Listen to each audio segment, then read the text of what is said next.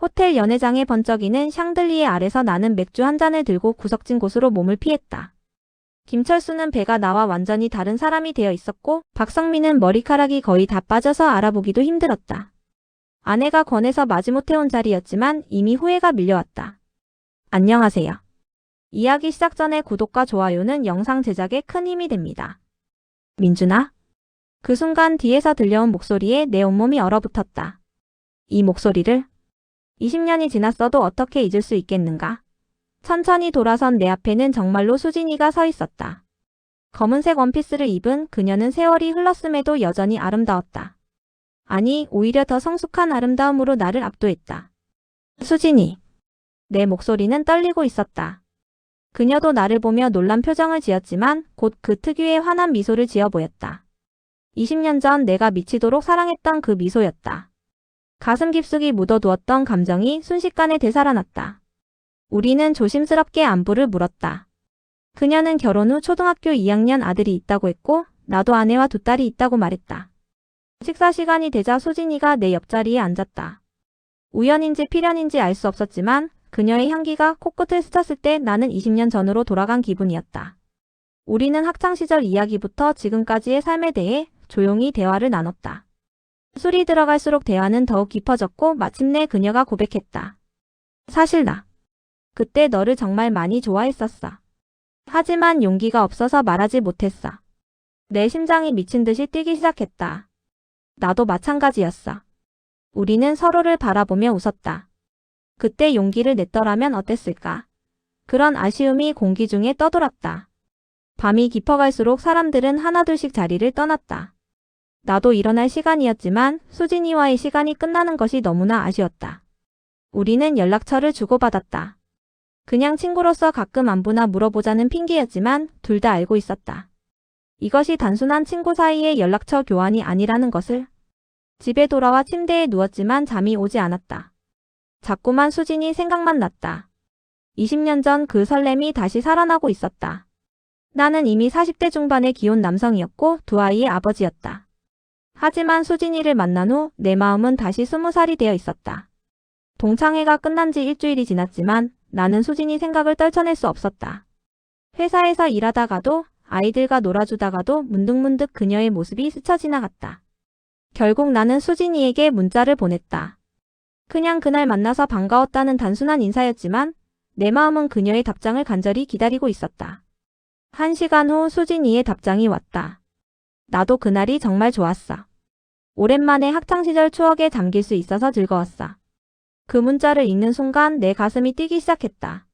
마치 첫사랑의 설렘을 다시 느끼는 것 같았다. 그 후로 우리는 자연스럽게 문자를 주고받기 시작했다. 처음에는 일주일에 한두 번 정도였다. 날씨 이야기나 일상적인 안부를 묻는 수준이었다. 하지만 점점 빈도가 늘어났고 내용도 깊어졌다. 수진이는 육아가 힘들다고 털어놓았다. 남편이 회사 일로 바쁘다 보니 혼자 아이를 돌보는 시간이 많다고 했다. 나는 수진이의 고민을 들어주며 위로의 말을 건넸다. 동시에 묘한 감정이 들었다. 수진이를 직접 도와주고 싶다는 생각이 들었던 것이다. 이런 감정이 드는 것 자체가 위험하다는 걸 알면서도 나는 멈출 수 없었다. 어느 날 수진이가 근처 카페에서 만나자고 제안했다. 오랜만에 얼굴을 보며 이야기하고 싶어. 나는 잠시 망설였다. 이렇게 만나는 것이 과연 옳은 일인지 의문이 들었다. 하지만 결국 만나기로 했다. 그냥 옛 친구로서 커피 한 잔 마시는 것뿐이라고 스스로를 설득했다. 토요일 오후 집 근처 조용한 카페에서 만나기로 약속했다. 약속 장소에 도착했을 때 수진이는 이미 와 있었다. 창가 자리에 앉아 밖을 바라보고 있는 모습이 정말 아름다웠다. 나는 순간 숨이 멎는 것 같았다. 동창회 때와는 다른 편안한 차림이었지만 여전히 매력적이었다. 우리는 커피를 마시며 이런저런 이야기를 나눴다. 최근 근황부터 아이들 이야기, 그리고 학창시절 추억까지 다양한 주제로 대화했다. 시간 가는 줄 모르고 이야기에 빠져들었다. 수진이는 웃을 때마다 눈이 반달처럼 되었다. 예전 그 모습 그대로였다. 대화 중에 수진이가 말했다. 요즘 정말 외로워. 남편과는 대화가 잘 통하지 않아. 아이 때문에 친구들과도 자주 만나지 못하고. 나는 수진이의 마음이 이해됐다. 나도 비슷한 고민이 있었다. 아내와는 일상적인 대화는 나누지만 깊은 이야기를 나누기는 어려웠다. 서로 바쁘다 보니 점점 소통이 줄어들고 있었다. 우리는 서로의 속마음을 털어놓으며 공감대를 형성했다. 이런 이야기를 누군가에게 할 수 있다는 것만으로도 위로가 됐다. 마음이 통하는 사람과 대화한다는 것이 이렇게 소중한 일인지 새삼 깨달았다. 하지만 동시에 위험한 감정이 싹트고 있다는 것도 느꼈다. 수진이와의 만남은 점점 자주 이어졌다. 처음에는 한 달에 한 번 정도였는데 어느새 일주일에 한 번씩 만나게 되었다. 매번 다른 핑계를 만들어서 말이다. 때로는 아이 교육 상담을 한다며, 때로는 옛 추억을 정리한다며 만났다. 그날도 마찬가지였다. 수진이가 고민이 있다며 만나자고 했다. 나는 망설임 없이 응했다. 이미 수진이는 나에게 특별한 존재가 되어버렸다. 평소와 다르게 저녁 시간에 만나기로 했다. 수진이가 남편이 출장을 간다고 했고 나도 아내에게 회사 회식이 있다고 거짓말을 했다. 거짓말을 하는 내 자신이 싫었지만 어쩔 수 없었다. 조용한 와인바에서 만났다. 분위기가 은은하고 사람들도 많지 않아서 대화하기 좋았다. 수진이는 평소보다 화장을 진하게 하고 왔다. 검은색 블라우스가 정말 잘 어울렸다. 그녀의 쇄골이 드러나는 옷차림에 나는 시선을 돌리기 어려웠다. 우리는 와인을 마시며 이야기를 나눴다. 수진이는 요즘 더 외로워졌다고 털어놓았다. 남편과의 관계도 예전 같지 않고 미래에 대한 확신도 없어졌다고 했다. 나도 비슷한 상황이었다. 아내와는 형식적인 대화만 나누고 있었고 삶에 대한 열정도 사라져가고 있었다. 와인이 들어가면서 대화는 더욱 깊어졌다. 수진이가 갑자기 말했다. 너와 함께 있을 때가 가장 행복해. 이런 감정을 느끼는 내 자신이 이상해. 내 가슴이 뛰었다. 내가 느끼던 감정을 수진이도 똑같이 느끼고 있었던 것이다. 나도 솔직하게 말했다. 나도 마찬가지야. 수진이를 만날 때마다 20년 전 그 설렘을 다시 느껴. 우리는 서로를 바라보며 침묵했다. 공기가 무거워졌다. 둘 다 지금 이 순간이 얼마나 위험한지 알고 있었다. 하지만 멈출 수 없었다. 수진이가 먼저 손을 내밀었다. 내 손을 잡으며 따뜻하다고 속삭였다. 나는 그 손을 꼭 잡았다. 전기가 통하는 것 같은 느낌이었다. 우리는 더 이상 말하지 않았다. 몸이 서로 가까워졌고 두근거리는 소리가 귀에 들리는 것 같았다. 와인바를 나온 후 우리는 근처를 걸었다. 말없이 나란히 걸으면서도 손은 놓지 않았다. 마치 연인처럼 말이다. 하지만 우리는 이미 다른 사람의 배우자였다. 수진이가 조용히 말했다. 오늘은 집에 혼자야. 아이는 친정에 맡겼어. 그 말의 의미를 모를 리 없었다. 내 심장이 터질 것 같았다. 나는 마지막 양심의 소리를 들었다. 이러면 안 돼. 우리 둘 다 가정이 있잖아. 하지만 내 목소리에는 확신이 없었다. 마음으로는 수진이와 함께하고 싶었다. 수진이가 내 팔을 잡으며 말했다. 딱 오늘만. 그동안 못다한 이야기를 하고 싶어. 나는 더 이상 거부할 수 없었다. 수진이의 집으로 향하는 택시 안에서 우리는 말이 없었다. 각자 복잡한 생각에 잠겨 있었다. 나는 이 선택이 옳지 않다는 것을 알고 있었다. 하지만 돌이킬 수 없었다. 수진이의 집 앞에 도착했을 때 나는 마지막으로 망설였다. 지금이라도 돌아가야 하는 건 아닌지 생각했다. 하지만 수진이가 내 손을 잡고 올라가자고 했을 때 나는 따라갔다. 집 문을 여는 순간부터 우리는 선을 넘었다. 20년 동안 억눌러왔던 감정이 폭발했다. 수진이의 하얀 속살은 너무나 부드러웠고 우리는 모두 뜨거워져 있었다. 너 왜 이렇게 커? 수진이는 그것을 사탕을 먹는 듯 달콤하게 빨았고 나는 참을 수 없었다. 잠시만. 나 곧 갈 것 같아. 서로를 그리워했던 마음, 사랑했던 기억들이 모두 되살아났다. 우리는 뜨거운 밤을 보냈다. 몇 년 만에 느껴보는 감정인지 모르겠었다. 수진이의 몸은 완벽했고 그녀의 신음소리는 내 귓가에 달콤하게 울려 퍼졌다. 그날 밤 나는 수진이와 함께 보냈다. 오랫동안 느껴보지 못했던 감정들을 다시 경험했다. 하지만 동시에 죄책감도 밀려왔다.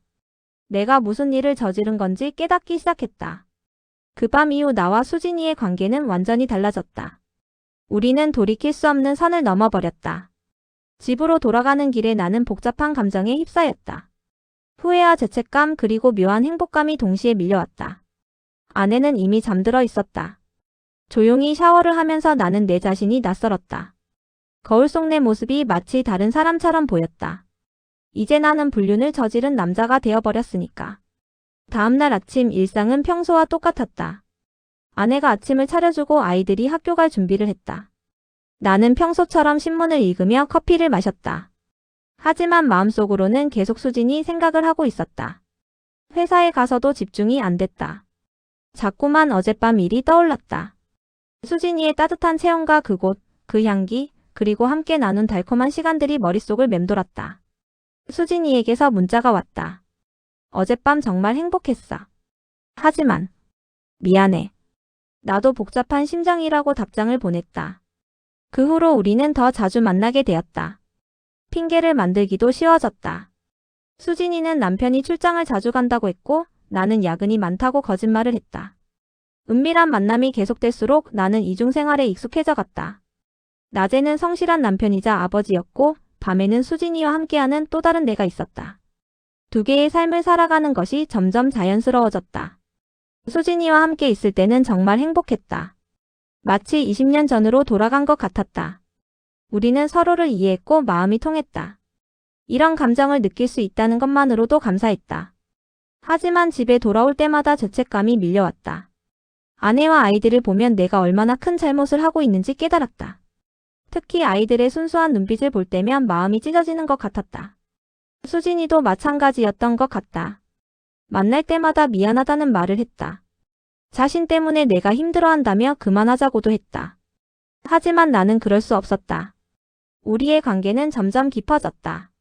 단순한 육체적 관계를 넘어서 정신적으로도 의지하게 되었다. 서로의 고민을 나누고 위로해주고 사랑을 확인했다. 어느 날 수진이가 제안했다. 하루 종일 함께 보내자. 남편이 2박 3일 출장을 가거든. 나도 아내에게 회사 워크숍이 있다고 거짓말을 했다.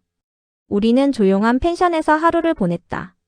아무도 모르는 곳에서 진짜 연인처럼 시간을 보낼 수 있어서 좋았다. 함께 요리도 하고 산책도 하고 밤늦게까지 이야기를 나눴다. 그때 수진이가 말했다. 이런 시간이 계속될 수 있다면 얼마나 좋을까. 나도 마찬가지 생각이었다. 하지만 현실은 그렇지 않았다. 펜션에서 보낸 하루는 정말 꿈 같았다. 세상에 우리 둘만 있는 것 같았다. 우리는 서로를 뜨겁게 안으며 20년간 참아왔던 것들을 모두 표현했다. 수진이의 몸은 내게 완전히 익숙해져 있었고 나도 그녀가 어떻게 해야 기뻐하는지 정확히 알고 있었다. 하지만 현실로 돌아와야 할 시간이 왔다. 각자의 집으로 각자의 가족에게로 돌아가야 했다. 집에 돌아와서 아내가 저녁을 차려놓고 기다리고 있었다. 워크숍은 어땠어? 라고 물어봤다. 나는 대충 둘러댔다. 거짓말이 점점 늘어가고 있었다. 아이들이 아빠를 보고 반겨주었다. 딸이 안기며 보고 싶었어라고 했다.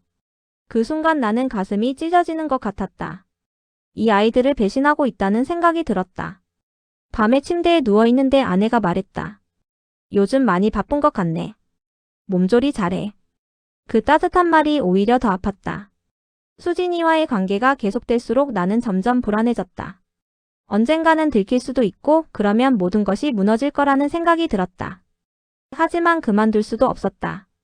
수진이도 비슷한 고민을 하고 있었다. 만날 때마다 걱정이 많아 보였다. 이런 관계가 과연 옳은 것인지 언제까지 계속할 수 있을지 의문이라고 했다. 우리는 서로를 사랑했지만 동시에 괴로워했다. 이 사랑이 금지된 것이라는 걸 알고 있었다. 하지만 멈출 수는 없었다. 이미 너무 깊이 빠져버렸으니까. 수진이와의 관계가 시작된 지 6개월이 지났다. 처음에는 달콤했던 비밀의 만남이 이제는 무거운 짐처럼 느껴졌다. 매번 거짓말을 해야 하고 가족을 속여야 하는 것이 점점 힘들어졌다. 어느 날 딸이 학교에서 가족 그림을 그려왔다. 아빠, 엄마, 언니 그리고 자신이 손을 잡고 웃고 있는 모습이었다. 그 그림을 보는 순간 나는 가슴이 무너지는 것 같았다. 아내도 변화를 눈치채기 시작했다. 내가 요즘 자주 늦는다며 걱정하더군. 회사 일이 많은 건지 몸이 안 좋은 건지 물어봤다. 그럴 때마다 나는 더 큰 죄책감을 느꼈다. 수진이와 만날 때도 예전 같지 않았다. 둘 다 무언가에 쫓기는 듯한 기분이었다. 행복한 순간에도 불안함이 따라왔다. 언젠가는 이 모든 것이 끝날 거라는 생각이 머릿속을 떠나지 않았다. 그러던 어느 날 결정적인 순간이 왔다. 수진이가 울면서 전화를 걸어왔다. 남편이 의심하기 시작했어. 핸드폰을 확인하려 해. 나는 온몸이 얼어붙는 것 같았다. 다행히 그날은 넘어갔지만 나는 더 이상 이런 식으로 살 수 없다는 걸 깨달았다. 수진이도 마찬가지였다. 우리는 긴급히 만나서 이야기를 나눴다. 카페에서 마주 앉은 수진이의 얼굴은 창백했다. 눈가에는 다크서클이 짙게 깔려 있었다. 나도 마찬가지로 지쳐 있었다. 이 관계가 우리 둘 다를 망가뜨리고 있었다. 수진이가 먼저 말했다. 이제 그만해야 할 것 같아. 이렇게 계속 갈 수는 없어. 나도 같은 생각이었다. 우리의 사랑은 아름다웠지만 동시에 파괴적이었다. 하지만 막상 헤어지자고 하니 가슴이 찢어지는 것 같았다. 수진이 없는 삶을 상상할 수 없었다. 이 6개월 동안 수진이는 내 삶의 전부였으니까. 수진이도 울고 있었다. 나, 너를 사랑해. 하지만 이제는 정말 끝내야 해. 가족들에게 미안해. 내가 너무 이기적이었어. 나는 수진이의 손을 잡았다. 마지막으로 전하고 싶은 말이 있었다.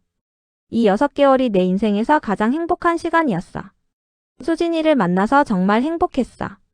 우리는 서로를 꼭 안았다. 마지막 포옹이었다. 수진이의 따뜻함을 느끼며 나는 이 순간을 영원히 기억하겠다고 다짐했다. 헤어지는 것은 정말 고통스러웠다. 하지만 동시에 안도감도 들었다.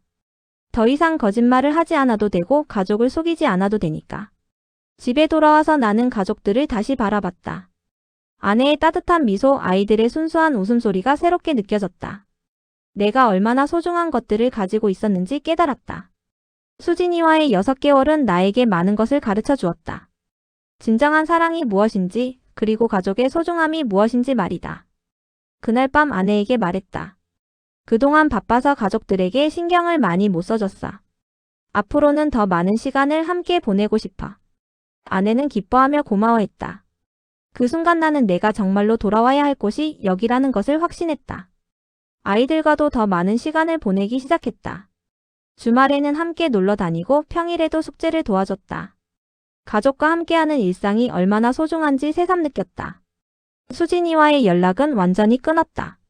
서로의 번호도 지웠다. 가끔 수진이 생각이 날 때도 있었지만 참았다. 이제는 가족만 생각하기로 했다. 며칠이 지나자 나는 서서히 평온을 되찾기 시작했다. 수진이와의 추억은 마음 한편에 간직하되 현실에서는 가족에게 집중했다.